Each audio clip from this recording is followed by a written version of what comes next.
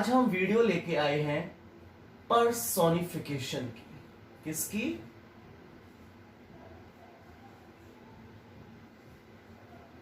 Personification. Sir ये क्या होता है? मुझे नहीं पता, लेकिन मैं बताऊंगा आपको कि ये क्या होता है। पर्सोनिफिकेशन में आप देख सकते हैं यहां एक वर्ड आ रहा है पर्सन, यानी इसका मतलब क्या हुआ? तो देखिए, अगर मैं आपसे बोलूं कि वैन, जब ए नॉन लिविंग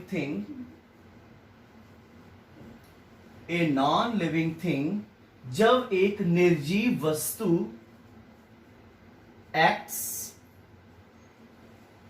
काम करती है, एक्ट करती है, लाइक तरह, किसकी तरह? A living thing. किसकी तरह? A living thing. यानी जब कोई निर्जीव वस्तु किसकी तरह काम करने लगे? लिविंग थिंग की तरह, एक पर्सन की तरह। पर्सोनिफिकेशन में किसकी तरह? निर्जीव चीज पर्सन की तरह, सजीव की तरह काम करने लगे, उसको बोलते हैं पर्सोनिफिकेशन। सर इसका मतलब कैसे? समझ नहीं आया। देखो मैं समझाता हूं आपको। जैसे अक्सर आपने एक एग्जाम्पल देखा होगा, और अक्सर बोलते हैं इसको हम कि लव इज ब्लाइंड, प्यार अंधा होता है। यहां बात की गई है, यहां आप एक चीज देखिए कि यहां नॉन लिविंग थिंग चीज क्या है? नॉन लिविंग क्या है? लव। क्योंकि लव एक फीलिंग है, एब्स्ट्रैक्ट नाउन है, और ये निर्जीव है। अब इस निर्जीव को सजीव कैसे बनाया गया? इसको सजीव का रूप कैसे दिया गया? ब्लाइंड से। कि भैया ब्लाइंड कौन होते हैं? अंधे कौन होते हैं? इंसान। लेकिन यहां अंधा कौन है? लव। तो यहां एक नॉन लिविंग थिंग को, एक निर्जीव चीज को एक सजीव की तरह काम करवाया गया, उसे बोलते हैं पर्सोनिफिकेशन। एक एग्जाम्पल और लिखता हूं अच्छा सा, देखिए।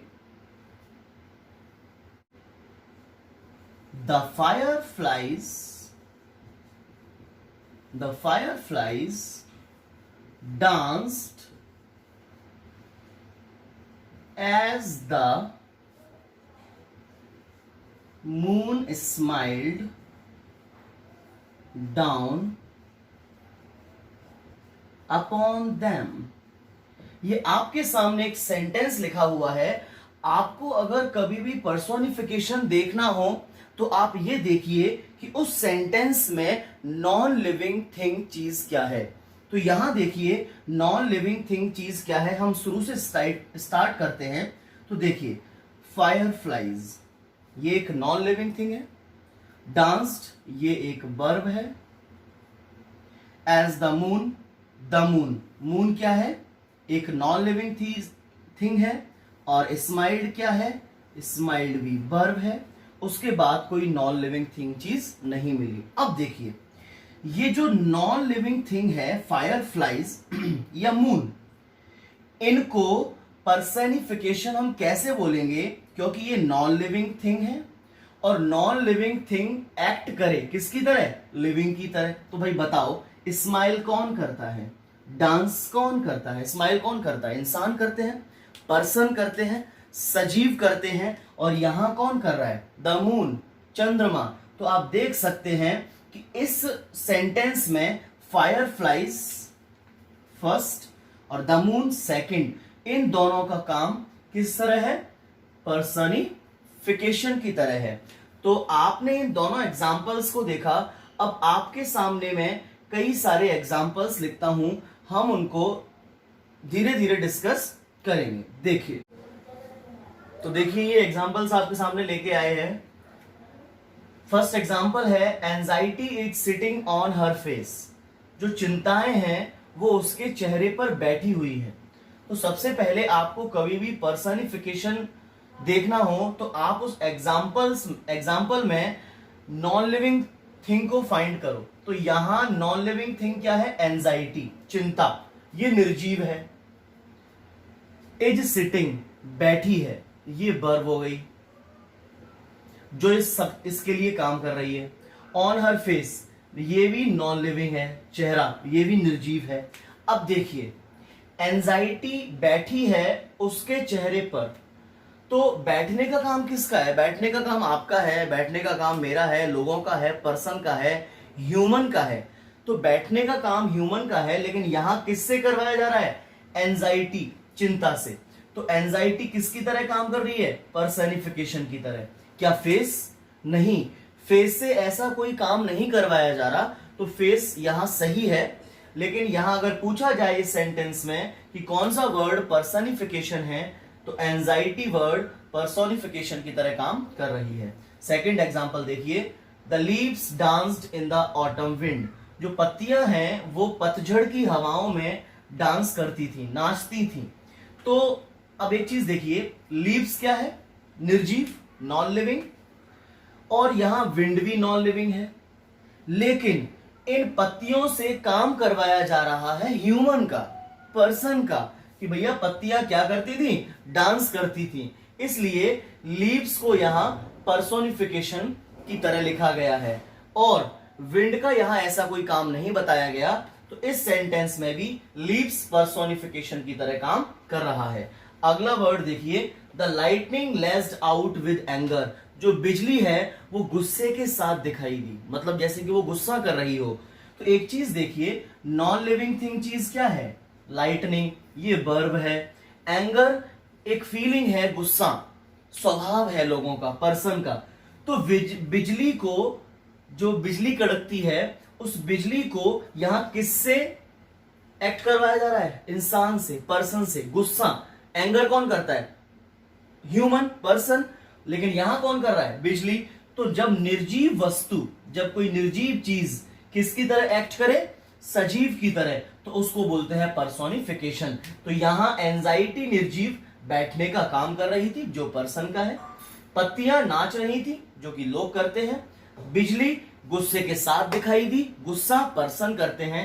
इन तीनों सेंटेंस में एंजाइटी, लीव्स और लाइटनिंग, ये एक पर्सन का, ह्यूमन का काम कर रहे हैं, इसलिए इनको पर्सोनिफिकेशन बोला गया है। आपके सामने 3 एग्जांपल्स और हैं। इन 3 एग्जांपल्स का आप देख लीजिए, स्क्रीनशॉट ले लीजिए, और इन तीनों एग्जांपल में पर्सोनिफिकेशन कहां है आप मुझे कमेंट बॉक्स में कमेंट करके बताएंगे। और सबसे पहले कभी भी पर्सोनिफिकेशन देखना हो तो आप सेंटेंस में नॉन लिविंग थिंग को अंडरलाइन करो, फिर ये देखो कि उस नॉन लिविंग थिंग से क्या पर्सन वाला काम करवाया जा रहा है। अगर हां, तो वही वर्ड पर्सोनिफिकेशन का काम करेगा। इसके बाद मैं एक और एग्जांपल आपके लिए लिखता हूं। देखिए, एक और एग्जांपल लेके आए हैं, और ये जो एग्जांपल है ये आपका पोएम में से लिया गया है, आपके लिटरेचर जो बुक है उससे लिया गया है। और ये क्या कहता है कि as I water my flower, कि जैसे ही मैंने अपने फ्लावर को, फूल को पानी दिया, वाटर किया। वाटर यहां वर्ब है, वाटर माने पानी देना है ना, पेड़ पौधों को पानी देना। तो जैसे ही मैं पानी देता हूं फ्लावर को, सी लुक्स एट मी, वो मेरी तरफ देखते हैं। हर थिन ग्रीन बॉडी सडनली, उनकी जो पतली सी हरा शरीर है वो अचानक से स्टैंड अप टॉल, वो पानी देते ही सीधा हो जाता है। And her head rises to glance up, और ऐसा लगता है जैसे वो मुझे निहार रहा हो। तो देखिए, यहां उसने बोला है कि जैसे ही मैंने फ्लावर को मैं पानी देता हूं, तो पहले उसने क्या यूज किया है? निर्जीव, नॉन लिविंग यूज किया है फ्लावर।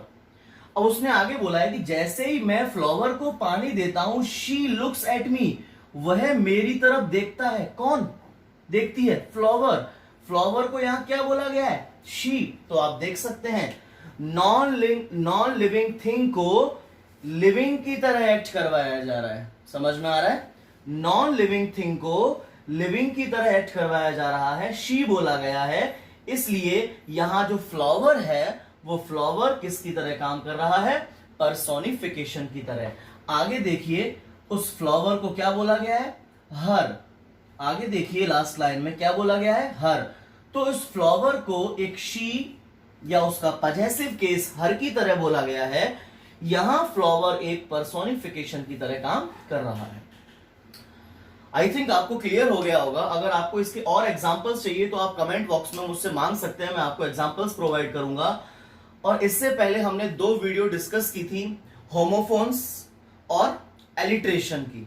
तो ये 3 हैं, होमोफोन्स, एलिट्रेशन और personification. In 3 figure of speech को मैं पढ़ा चुका हूं। फिगर ऑफ स्पीच क्या होते हैं? मैंने बताया था अलंकार।